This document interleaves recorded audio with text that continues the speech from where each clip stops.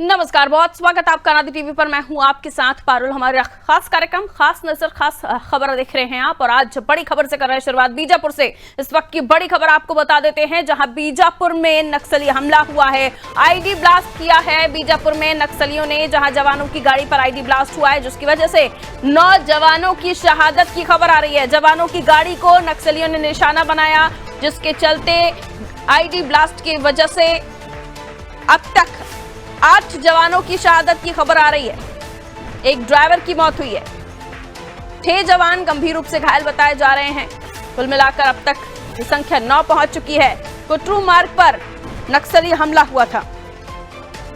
तो छत्तीसगढ़ के बीजापुर जिले में नक्सलियों ने जवानों को लेकर जा रहे वाहन को ब्लास्ट से उड़ाने की कोशिश की। इस हमले में दंतेवाड़ा डीआरजी के 8 जवान शहीद हुए हैं। एक ड्राइवर की भी मौत हुई है। बस्तर रेंज आईजी ने इसकी पुष्टि भी कर दी है।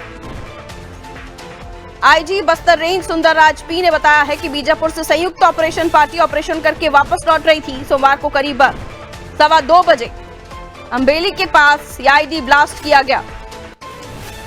अंबेली गांव के पास यह आईडी ब्लास्ट हुआ है, जिसके बाद सड़क पर भी इतना खतरनाक ये ब्लास्ट हुआ कि पूरा एक जो सड़क का हिस्सा है वो गड्ढे में तब्दील हो गया।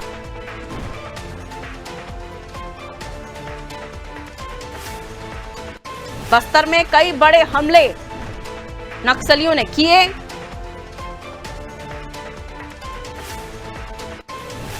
जिसमें पिछले ही साल यानी 2023 में भी 26 अप्रैल 2023 में भी आईडी ब्लास्ट किया गया था जवानों के ऊपर दंतेवाड़ा में, जहां 10 जवानों की शहादत हुई थी।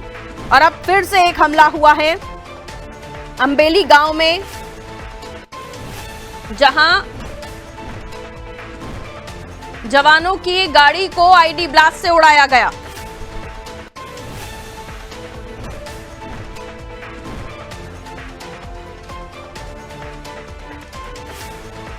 तीन दिन पहले ही देखिए 3 नक्सलियों को ढेर किया था जवानों ने।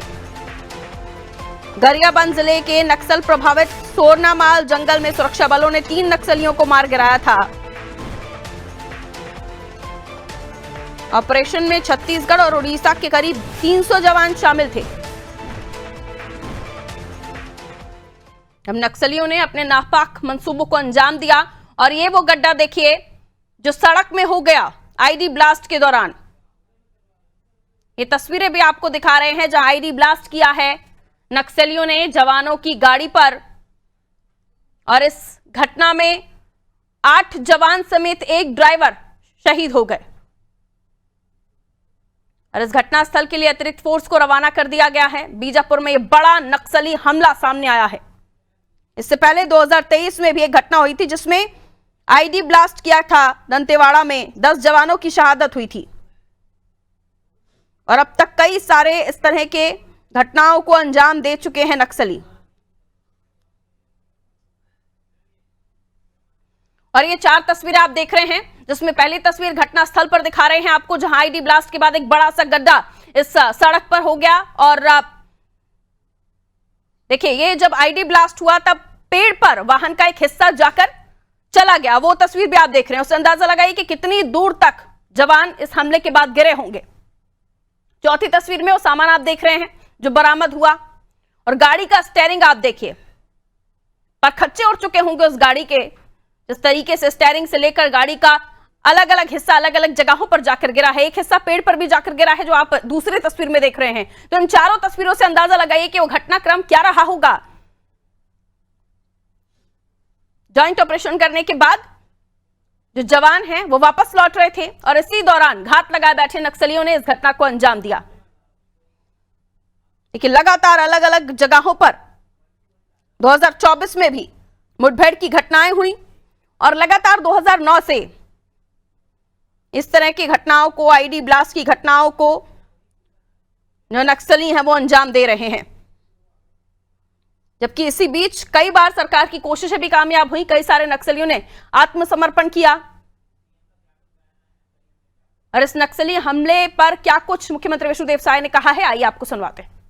ओवरऑल देखेंगे तो बहुत कम कैजुअलिटी अपने जवानों का है। ऐसा पहले नहीं होता था, पहले दोनों तरफ से कैजुअलिटी होती थी, लेकिन अब सैनिकों की बहुत कम कैजुअलिटी हो रही है। बीजापुर में नक्सलियों की नापाक हरकत के बाद मुख्यमंत्री विष्णुदेव साय ने मारे गए शहादत हुए जवानों को श्रद्धांजलि भी दी है, दुख व्यक्त किया है। नक्सलियों की इस कायराना हरकत को आप देखिए, आईडी ब्लास्ट किया है, घात लगाए बैठे थे, रेकी की थी, जिसके बाद इस घटना को उन्होंने अंजाम दिया। 9 जवान जिनकी शहादत हुई है, कई जवान घायल बताए जा रहे हैं। बीजापुर के कुटरू मार्ग में नक्सलियों ने जवानों के वाहन पर आईडी ब्लास्ट किया है। 9 जवान, जिनमें 8 जवान हैं, एक ड्राइवर है, उनकी शहादत हुई है। कितने जवान कुल मिलाकर इस वाहन में शामिल थे, इस वाहन में बैठे हुए थे, इसकी फिलहाल जानकारी नहीं मिल पा रही है। और बताया यह भी जा रहा है कि एक ज्वाइंट ऑपरेशन था, जिसको करने के बाद जवान लौट रहे थे। कुटरू मार्ग में नक्सलियों ने घात लगाकर आईडी ब्लास्ट किया है। छत्तीसगढ़ में लगातार नक्सल ऑपरेशन से नक्सली बौखलाए हुए हैं।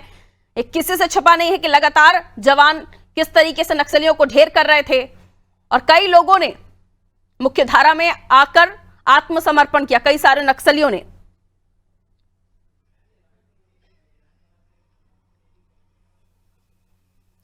और देखिए अब प्रतिक्रियाओं का दौर शुरू हो गया है। इसी बीच आपको बता दें, विधानसभा स्पीकर रमन सिंह क्या कुछ कहा है वो भी सुन लीजिए। जब इनके खिलाफ बड़े ऑपरेशन चलते हैं, वो कायराना हरकत पे उतारू आते हैं और ब्लास्ट करके जवानों को करीब जो अभी तक की जानकारी आ रही है कि हमारे 10 जवान शहीद हुए हैं, वो निश्चित रूप से इस पूरे घटना में हम अपनी दुख व्यक्त करते हैं। उनके परिवार को इस तकलीफ को सहने की इच्छा शक्ति दे भगवान। और नक्सलवाद के खिलाफ जो गंभीर कदम सरकार उठा रही है, छत्तीसगढ़ सरकार, गृह मंत्री विजय जी और केंद्रीय गृह मंत्री अमित शाह जी और दोनों सरकारें, तो इस कदम को और आगे बढ़ाएंगे। इसे इस घटना कायरतापूर्ण घटना से सरकार डरने वाली या झुकने वाली नहीं है। कठोरता से इनके खिलाफ कार्रवाई जारी रहेगी। तो 8 जवानों की शहादत हुई है। बताया जा रहा है एक ज्वाइंट ऑपरेशन को अंजाम देने के बाद जवान अपनी गाड़ी से वापस लौट रहे थे।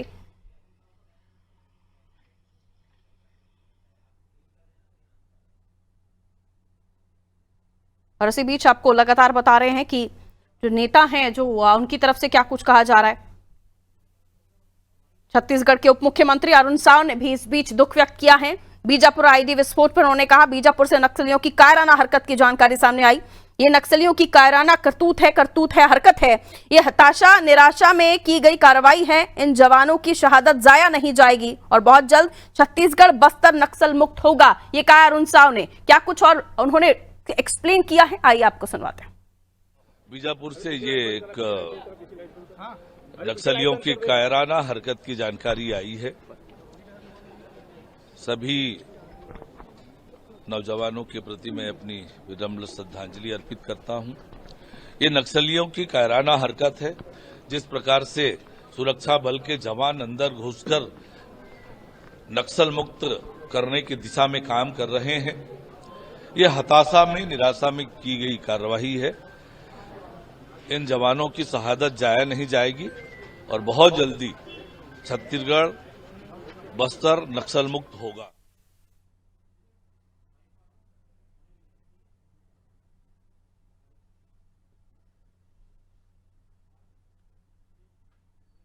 और चलिए इसी बीच हमारे सहयोगी हमारे साथ जुड़ रहे हैं और ज्यादा डिटेल्स के साथ बस्तर से हमारे सहयोगी जुड़े हुए हैं और बीजापुर से भी हमारे सहयोगी जुड़े हुए हैं। सतीश हमारे साथ जुड़े हुए हैं, अजय हमारे साथ जुड़े हुए हैं। सबसे पहले हम बीजापुर का रुख कर लेते हैं। सतीश, क्या कुछ जानकारी मिल पा रही है अब तक? जो जानकारी दी जा रही है, 9 लोगों की शहादत हुई है, जिनमें से 8 जवान, एक ड्राइवर है और बताया जा रहा है आईडी ब्लास्ट किया गया। और इतना खतरनाक आईडी ब्लास्ट हुआ है, जो तस्वीरें भी हम अपने दर्शकों को साइड में दिखा रहे हैं। एक सड़क पर पूरा का पूरा गड्ढा हो जाता है, गाड़ी के परखच्चे कुछ इस तरह उड़ते हैं कि स्टीयरिंग कहीं और पड़ा हुआ है तो बाकी सामान पेड़ पर जाकर गिरा है। सतीश। हाँ जी बिल्कुल, देखिए बता दूं कि यहाँ पे ड्राइवर के साथ टोटल 15 जवान शहीद हो चुके हैं और ये कुटरू और बेदरे के बीच अम्बेली नाला जो पुल है वहां पे ब्लास्ट किया गया है। और साथ ही बता दूं कि यहाँ पे खबर आ रही है कि एंटी माइलेंट जो व्हीकल होती है उसे भी उड़ाने की खबर आ रही है। और जो स्कॉर्पियो में सवार थे जवान वो शहीद हो चुके हैं। और डीआरजी के जवान शहीद होने की खबर अधिकारी पुष्टि तो नहीं हुई थी, बट बस्तर आईजी जी। ने इसकी पुष्टि कर दी है। जी सतीश, आप कह रहे हैं 2 अलग-अलग गाड़ियां जा रही थी, जिनमें से स्कॉर्पियो में जो जवान बैठे हुए थे उनकी गाड़ी पर ब्लास्ट हुआ है। थोड़ा सा और डिटेल में ब्रीफ कीजिए उसको। जी, मैं बता दूं कि जो स्कॉर्पियो था उसी में जवान बैठे हुए थे, और दूसरी तरफ खबर ये आ रही है सूत्रों के हवाले से कि एंटी माइलेट को भी उड़ाया गया है, जिसमें जवान जो थे स्कॉर्पियो में बैठे हुए थे। जी और जिस तरीके का हम जो तस्वीरें देख पा रहे हैं काफी खतरनाक है, इसके बारे में भी बताइए कि क्या गाड़ी इस जगह से होकर जा रही होगी, दूसरी गाड़ी को हानि हुई है नहीं हुई है, इस बारे में आपके पास क्या जानकारी? जी मैं बिल्कुल बता दूं कि अभी जो गाड़ी है, एक गाड़ी को पूरी तरह जो गाड़ी की आप तस्वीरें देख रहे हैं वो गाड़ी पूरी तरह से क्षतिग्रस्त हो चुकी है, जिसमें जो जवान शहीद हुए हैं। और एक जो एंटी माइलेट थी वो गाड़ी पूरी तरह अभी क्षतिग्रस्त नहीं हुई, वो हल्के फुल्के उसमें डैमेजेस हुए हैं। जी लेकिन जिस तरीके से बताया जा रहा है, आप कह रहे हैं 15 लोगों की जानकारी आ रही है अब तक। जी सतीश, 15 लोग, 15 जवान, क्या ये इनकी शहादत की खबर है या ये घायल हैं? थोड़ा क्लियर कीजिए सतीश। सतीश का ऑडियो नहीं मिल रहा है। ठीक है, मैं लौट रही हूँ सतीश आपके पास। अजय हमारे साथ दंतेवाड़ा से जुड़े हुए हैं। अजय, लगातार हम देख रहे हैं दंतेवाड़ा में भी पिछले साल 2023 में अप्रैल के महीने में इस तरह की घटना को नक्सलियों ने अंजाम दिया था, जब 10 जवानों की शहादत की खबर आई थी। और लगातार इस तरह की घटनाएं सामने आ रही हैं छत्तीसगढ़ से। ये भी छुपा नहीं है किसी से कि नक्सलियों को भी मार गिराने का काम हमारे जवान कर रहे थे। पखांजूर से ये जो टीम है पूरी वापस लौट रही थी और वहां पर भी 5 नक्सलियों को ढेर किया है। क्या जिस तरीके से उप मुख्यमंत्री भी कह रहे हैं कि ये कायराना हरकत है, ये बौखलाहट है उनकी, जिसकी वजह से उस तरह की घटनाओं को अंजाम दे रहे हैं? जी मैडम, मैं बता दूं कि ये जो टीम है ये पखांजूर से नहीं अबूझमाड़ से मिशन को पूरा करके लौट रही थी, जिसमें इन्होंने 4 माओवादियों को मार भी गिराया था, जिसमें से 2 महिला माओवादी थी। ये टीम आज वापस लौट रही थी, जहां कुटरू और बेदरे मार्ग के पास एक गांव है जहां पर ये हादसा हुआ। ये जो सीमेंट की सड़क थी जिसके नीचे इन्होंने आईडी प्लांट कर रखा था। नक्सलियों की जो देखा जाए रणनीति जो है हमेशा से ही ये आईडी ब्लास्ट की रही है, जिसमें ये कई बार सफल भी होते हैं। आज की घटना भी उसी का परिलक्षित कर रही है। और जो बताया जा रहा है, मुझे जो जानकारी मिली है कि जवान पिकअप में सवार थे, 15 जवान जो है पिकअप में सवार थे और पिकअप में जा रहे थे, जिसमें ये हादसा हुआ है। जी जो जानकारी दी जा रही है कि स्कॉर्पियो में जो जवान बैठे हुए थे वो गाड़ी पूरी तरीके से खत्म हो चुकी है, और आप बता रहे पिकअप वाहन भी था। जी नहीं, मुझे जो जानकारी मिली है उसमें जवान शायद पिकअप में जा रहे थे, जो कि रणनीतिक चूक मानी जा सकती है ये सुरक्षा बलों की, क्योंकि इस क्षेत्र में आपको वाहन से जो कहीं भी आने जाने की अनुमति नहीं है। फिर भी उसके बाद जवानों ने वाहन का प्रयोग किया है। निश्चित रूप से पुलिस विभाग इस विषय में कुछ जांच करेगा। क्या कोई इंटेलिजेंस फेलियर भी इसे कहा जा सकता है? क्योंकि लगातार जो प्लानिंग के साथ इस पूरी घटना को अंजाम दिया है, काफी बड़ी तादाद में विस्फोटक सामग्री होगी तब जाकर इस तरह की घटना को अंजाम दिया गया है। अजय, देखिए, इसको इंटेलिजेंस फेलियर नहीं कहा जा सकता मैडम, इसलिए क्योंकि ये जो आईडी है ये लोग तुरंत ही नहीं लगाते, ये सालों पहले लगाया गया होता है, जिसका इस्तेमाल समय समय पर अपने वो रणनीतिक के हिसाब से करते हैं। यहाँ से रणनीतिक चूक ये हुई कि पुलिस जो सुरक्षा बलों ने वाहनों का प्रयोग किया, जिसका फायदा माओवादियों ने उठाया, और आज हमारे लगभग 15 जवान जो शहीद हुए हैं उसकी क्षति हुई है। 2036 में नक्सल मुक्त छत्तीसगढ़ करने का जो ख्वाब है, कहीं ना कहीं इस घटना के बाद उसको धक्का भी लगा है, जो सरकार का उन्मूलन अभियान है। आइए, हमारे साथ वरिष्ठ पत्रकार भी जुड़ गए हैं, उनकी तरफ हम रुख कर लेते हैं, उनसे इस घटना को और भी समझने की कोशिश करेंगे, क्योंकि एक तरफ लगातार आत्मसमर्पण कर रहे नक्सली और दूसरी तरफ इस तरह की घटनाएं। नागेंद्र वर्मा जी वरिष्ठ पत्रकार हैं, छत्तीसगढ़ से हमारे साथ जुड़े हुए हैं। नागेंद्र जी, आपका स्वागत है। इस घटना को लेकर आप क्या कहना चाहेंगे? इतनी बड़ी तादाद में विस्फोट करना, और उसके बाद हम देख रहे हैं कि लगातार पिछले साल भी इस तरह की घटना हुई थी और अब एक बार फिर इस तरह की घटना, 8 जवानों के शहादत की खबर आ रही है। नागेंद्र जी ये अपने आप में बहुत ही दुर्भाग्यजनक घटना है, और मुझे लगता है कि नक्सली जो है इसी तरीके की स्ट्रेटेजी का उपयोग करते हैं। वो साल की शुरुआत में आप पुराने भी आंकड़ों को, रिकॉर्डों को और इतिहास को दोहराएं तो नक्सली समय समय पे इस तरीके की घटनाएं कारित करके एक आतंक का माहौल बनाने की कोशिश करते हैं। अभी जिस तरीके से छत्तीसगढ़ में नक्सली उन्मूलन की दिशा में बहुत तेजी से काम हो रहा है और तेजी से इसके परिणाम दिखाई भी दे रहे हैं, संभवतः इसका एक बहुत बड़ा कारण है नक्सलियों ने इस घटना को अंजाम दिया। और जैसा कि इसमें आप समझ ही पा रहे हैं, तमाम चीजें बिल्कुल स्पष्ट सामने आ रही हैं कि इस घटना में कहीं ना कहीं वो लापरवाही नजर आ रही है कि वाहन का प्रयोग हुआ है। और जैसा कि नक्सली करते हैं कि वो किसी भी ऐसी कच्ची सड़क पे या ऐसे सड़कों पे जो ग्रामीण क्षेत्रों में होती है, वहां योजनाबद्ध तरीके से काफी पहले से इस तरीके के एक्सप्लोजिव जो है जमीन के अंदर प्लांट करके रखते हैं और जब सही समय उनको मिलता है और इस तरीके की चूक फोर्स से होती तब वो उसको योजनाबद्ध तरीके से उसको विस्फोट करके इस तरीके की घटनाओं को अंजाम देते हैं। और इसका आप देख ही रहे हैं कि जैसा कि पहले हमेशा होते आया है, वाहन जो है इसी तरीके के ब्लास्ट के जद में आ जाते हैं। अभी लगातार हम देख रहे हैं कि दबाव जो बना है छत्तीसगढ़ में, इसका असर जो है आप देखिए कि मध्य प्रदेश के भी बालाघाट क्षेत्र में भी नक्सलियों की जो आमद थी, वहां भी उनके साथ इसी तरीके की मुठभेड़ हुई है। कहीं ना कहीं नक्सली जो है एक प्रेशर में है और इस दौरान वो ऐसा कोई ना कोई काम करना चाहते हैं जहां फोर्स से जरा भी चूक हो तो वो उस पे अटैक करके अपनी उपस्थिति को पुनः दर्ज करा के ये बताने की कोशिश करते हैं कि अभी नक्सली जो है वो पूरी ताकत से अपने मिशन में जुटे हुए हैं। हालांकि मुझे लगता है कि कहीं ना कहीं एक दबाव जो है वो काम कर रहा है और वो बहुत परेशान से हैं इस स्थिति में। जी बिल्कुल, इस बौखलाहट का अंजाम भी उनके लिए खतरनाक होना चाहिए क्योंकि इस तरह से जवानों की शहादत को ज़ाया नहीं जाने दिया जा सकता। लेकिन एक सवाल और उठ रहा है ज्ञानी नागेंद्र जी कि लगातार हम देख रहे हैं कि जवानों की तरफ से सरकार दावे करती है कि हम जो नक्सली हैं उनका आत्मसमर्पण हो रहा है, उनकी उन्मूलन जो प्रक्रिया है, जो मिशन है वो कामयाब होता हुआ दिख रहा है। लेकिन जिस तरीके से उनके पास विस्फोटक सामग्री पहुंची, ये पूरा मिशन उन्होंने प्लान किया, हथियारों का जखीरा, ये सब चीजें बता रहा है कि सरकार की जो कोशिशें हैं वो नाकाफी साबित हो रही हैं।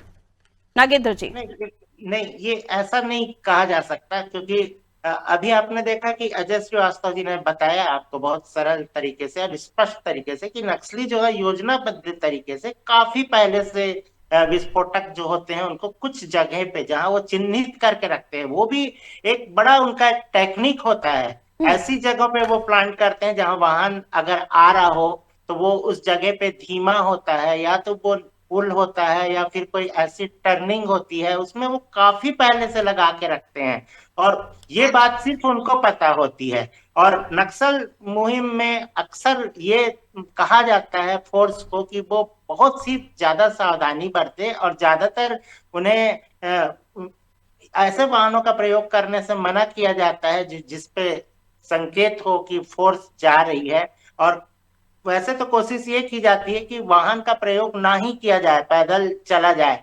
इस घटना में मुझे लगता है कि वो जब किसी मिशन से लौट रहे थे सफलतापूर्वक और ऐसे ही समय में फोर्स कई बार चूक कर जाती है, जब वो उत्साह से भरे रहते हैं और उन्होंने मिशन को अपना कंप्लीट कर लिया है तो वो वापस जाते हैं। और इस जगह में जो चूक हुई उसका ही कारण है कि ये इतनी बड़ी घटना के वो शिकार हो गए। जी बिल्कुल, रायपुर से हमारे सहयोगी कुलभूषण भी हमारे साथ बने हुए हैं, उनकी तरफ रुख कर लेते हैं। रायपुर में अब इस घटना के बाद किस तरह की हलचल है? देखिए बयानात जो सामने आ रहे हैं, रमन सिंह, अरुण साव, विष्णुदेव साहब, उन सभी के बयान भी हमने सुनाए, लेकिन अब किस तरह का जिक्र हो रहा है इस घटना को लेकर? क्योंकि नागेंद्र जी भी कह रहे हैं कि कई बार इस तरह की चूक हो जाती है। ये मंसूबे नक्सलियों के होते हैं, वो कुछ ऐसे स्पेशल पॉइंट्स को प्लान करके रखते हैं जहां पर पहले से ही उन्होंने तैयारी कर रखी होती है। कुलभूषण अनम्यूट कीजिए, कुलभूषण अपने आप को, अपना डिवाइस अनम्यूट कीजिए। जी देखिए, बड़ी घटना होती है, बड़ी बहुत लंबे समय से ये प्लानिंग होती है इनकी, क्योंकि के तुरंत में ये प्लानिंग नहीं करेंगे। इतनी बड़ी आईडी वहां पर बिछाना, इतनी बड़ी मात्रा में बिछाना अपने आप में एक बड़ी घटना है। और मैं बता दूं कि डीआईजी गाड़ी थी, उनकी डीआईजी गाड़ी थी जिसमें वो लोग सवार थे, करीब 9 लोग वहां पर सवार थे और उसमें ड्राइवर थे और 8 जवान उसमें सवार थे। और ये पिछले 3 दिनों से लगातार दंतेवाड़ा बीजापुर में वहां पर नक्सलियों पर वहां पर मुठभेड़ है कुछ जारी थी, कुछ जगहों पर जवान के जो कार्रवाई थी उसको पूरे सफल जो जवान है उनकी पूरी डीआरजी की टीम वहां पर पूरी लगी हुई थी। और उस पूरी कार्रवाई के बाद, एक छापेमार कार्रवाई के बाद जो जवान थे वो अपने मार्ग के लिए वापस लौट रहे थे, वो अपने घर के लिए वापस लौट रहे थे और वापस लौटने के दौरान ये घटना वहां पर हुई है। और यकीनन तौर पर ये बड़ी चूक, जाहिर सी बात है बड़ी चूक की है। हालांकि ये सोचने वाली बात है कि ये गांव से नजदीक अम्बेर करके जो ये गांव है, ये बताया जा रहा था, उस गांव के नजदीक जो है ये आईडी पहले से प्लान किया गया था वहां पर। तो यकीनन तौर पर कि ये पूरी प्री प्लान्ड घटना थी। अब क्या हो सकता है कि इसको पहले से उनकी तैयारी थी और लगातार पिछले 3 दिनों से जिस तरह से कार्रवाई डीआरजी की टीम कर रही थी उससे एक बौखलाहट में आकर इस तरह की कार्रवाई, इस तरह का जो अभियान को ये जो है नक्सली जो है वो पूरी तरह से अभियान को उसको फेल करने के लिए, एक जवाब देने के लिए कि 3 दिनों से लगातार जिस तरह से वो पूरी तरह परेशान होकर आखिरकार इन्होंने इस घटना को यहाँ पर अंजाम दिया है। और एक बड़ा जो जवाब है सरकार को देने के लिए कि अभी भी हम हारे नहीं हैं, अभी भी हम पूरी तरह से तैयार हैं। सरकार को एक बड़ा जवाब देने के लिए उन्होंने ये हमला किया है। यकीनन तौर पर जिस तरह से उनकी जीओजी प्लान हुआ है उससे एक बात तो साफ है कि अभी भी बस्तर और उसके क्षेत्र के कई ऐसे इलाके हैं जहां आज भी इस तरह के अनजाने कितने ही आईडीज जो हैं वो नक्सलियों ने पहले ही प्री प्लान कर रखे हैं। तो इन चीजों की इनकी जांच करना मुमकिन नहीं है क्योंकि पूरा बस्तर का जंगल आप नहीं खोद सकते। ये पूरी इलाके जो है वो नक्सलियों का है, वो जगहों पर घूमे हैं, हर गांव में हर कस्बे से वो वाकिफ हैं, हर जगह से उनके जो प्लान्स आईडी है। अब यही आईडी की आप बात करेंगे, ये आईडी न जाने कब प्लान किया होगा क्योंकि इसको घंटों समय लगता है इस पूरी प्रक्रिया को अपनाने के लिए। यहाँ पर आईडी प्लान करने के लिए घंटों समय लगता है। तो पूरा समय उन्होंने लिया, पूरे समय लेने के बाद गांव के नजदीक की यहाँ पर जो जवान यहाँ से होके गुजरते हैं वो पूरी प्लानिंग के साथ ये किया गया। 3 दिनों से जब वहां पे बीजापुर क्षेत्रों में जब जवान वहां पे कार्रवाई कर रहे थे डीआरजी की, तो उनको ये पता था कि वो इस रूट को अपनाएंगे, इस रूट से वो होकर जाएंगे, तो उसके लिए प्री प्लान्ड वो लोग वहां पर तैनात थे। उस दौरान उन्होंने उसका बदला लेने के लिए वहां पर उन्होंने वो ब्लास्ट किया। अब इतनी बड़ी घटना होने के बाद अब इस पर क्या प्रतिक्रिया आती है, क्योंकि कायराना हरकत तो एक बार सरकार ने वहां पर उसको साबित कर ही दिया है कि कायराना हरकत है, निश्चित तौर पर कायराना हरकत है। लेकिन इससे ये उन्होंने एक जवाब भी दिया है कि अभी जो आप हमारे खिलाफ जो कार्रवाई कर रहे हो, जो 26 का जो आंकड़ा जो सरकार दे रही है वो इतना आसान नहीं है, अभी राह लंबी है और इतना आसान नहीं होगा कि बिल्कुल। इस घटना के बाद और भी सतर्कता की आवश्यकता है और मुझे लगता है कि जिस तरीके से तकनीक भी विकसित हुई है, तकनीक के साथ साथ कुछ विकसित यंत्र या उन्नत यंत्रों को उपयोग करके ऐसे आईडी ब्लास्ट का पता लगाया जा सकता है जहां से जवानों का जो काफिला है वो होकर गुजर रहा है। कुछ ऐसी चीजों का भी और भी ध्यान रखकर चलना होगा। नागेंद्र जी, एक छोटा सा कॉमेंट इस पर आपका लेना चाहूंगी कि कुछ और भी विकसित चीजों का उपयोग करते हुए ऐसी घटनाओं से बचा जा सकता है। अगर हम देख रहे हैं कि जैसे कि बता रहे थे कुलभूषण की अभी का हो सकता है कि अभी से प्लान ना किया गया हो, आप भी कह रहे थे कि कुछ पॉइंट्स को पहले से ही वो तैयार रखते हैं और इन चीजों से बचने के लिए कुछ और भी उन्नत तरीकों को अपनाया जाना चाहिए, वरना इस तरह की घटनाएं आगे भी हो सकती हैं। नागेंद्र जी, बिल्कुल, इसके लिए पूरे एहतियात की जरूरत होती है और आपको मैं बताना चाहूंगा कि फोर्स इसके लिए तैयार रहता है। उनके पास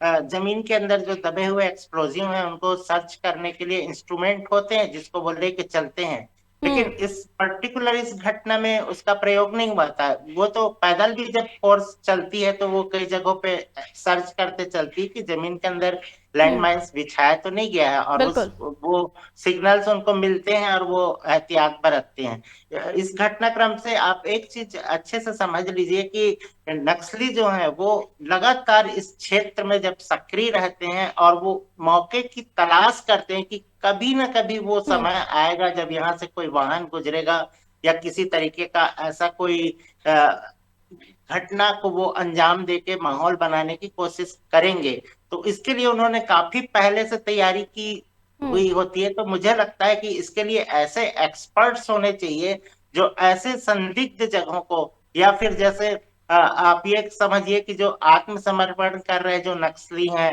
वो अगर साथ दें और वो काफी इसमें कारगर हो सकते हैं। ये बहुत इंपॉर्टेंट बात कही आपने कि उनका सहारा लिया जा सकता है, उनकी हेल्प ली जा सकती है, ताकि नक्सलियों की जो प्रोसेस है, जिस तरह से वो प्लान कर रहे हैं चीजों को, उनको और भी डिटेल में समझा जा सके। अच्छा, एक शॉर्ट कमेंट आपसे दोनों, कुलभूषण आप भी अपनी शॉर्ट में बात रखिएगा, क्योंकि कहा जा रहा है कुछ टीमें रवाना हो चुकी हैं उस स्पॉट के लिए, उस बारे में क्या जानकारी मिल रही है? यहाँ से टीमें तो रवाना, बीजापुर से भी एक टीम पहुंची है यार, जगदलपुर से भी उच्च अधिकारियों की एक टीम रवाना हुई है घटनास्थल पे। वो घटनास्थल पर जाकर इस बात को देखेंगे कि आखिर ये घटना हुई कैसे, क्योंकि जवानों को वाहन का प्रयोग की अनुमति नहीं है, बिल्कुल नहीं है। ये जो संवेदनशील क्षेत्र में तो बिल्कुल भी नहीं है। उसके बाद भी अगर वाहन का प्रयोग किया गया है तो कहीं से तकनीकी चूक हुई है सुरक्षा बलों से। इसके विषय में जरूर वो जांच करना चाहेंगे। बिल्कुल। और अभी नागेंद्र जी भी कह रहे थे कि ऐसे इंस्ट्रूमेंट पहले से उनके पास होते हैं जहां वो डिटेक्ट कर लेते हैं कि कहीं कोई ऐसा स्पॉट है, किसी तरह की कोई सामग्री है। कुलभूषण, रायपुर में क्या हलचल, क्या टीमें वहां से भी रवाना हुई हैं या फिर बस्तर के आसपास के क्षेत्रों से जा रही हैं?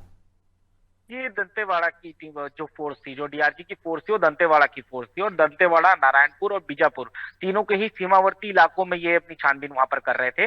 और इसी छानबीन के दौरान पूरी कंप्लीट करने के बाद ये वापस दंतेवाड़ा अपने घर जा रहे थे। तो दूसरी टीम जो थी डीआरजी की, वो आने वाली थी।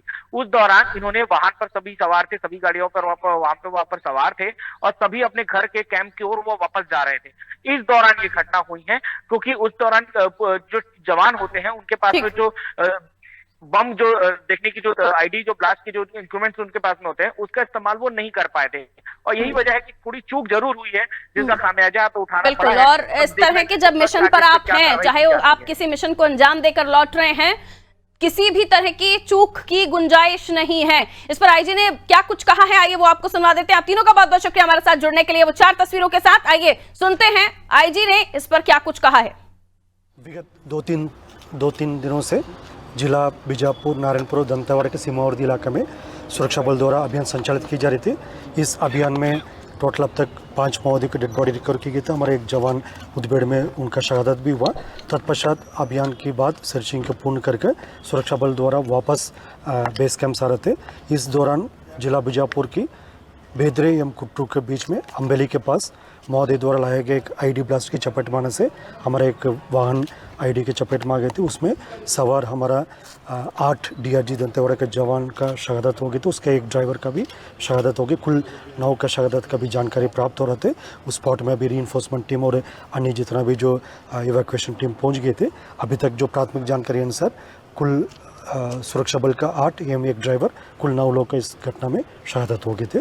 और विस्तृत जानकारी जैसा घटनास्थल का इंस्पेक्शन के बाद फिर और भी जैसा फील्ड से जो जानकारी है उसी के पश्चात हम बता पाएगा। तो देखिए, लगातार जानकारी मिल रही है कि आईडी ब्लास्ट किया गया था, एक गाड़ी उस आईडी की चपेट में आ गई, जिसकी वजह से 9 लोगों की शहादत हुई है, जिनमें 8 जवान डीआरजी के शामिल थे। और ये काफी बड़ी और दुखद घटना है। और इसमें यह भी माना जा रहा है कि जिस तरीके से आप तस्वीरें भी देख रहे हैं कि गाड़ी के जिस तरीके से परखच्चे उड़े हैं, ये मानकर चलिए कि जो जवान हैं उनके शव भी किस तरीके से बरामद होंगे, ये अभी कुछ नहीं कहा जा सकता। हालांकि अलग अलग टीमें रवाना हो चुकी हैं स्पॉट के लिए।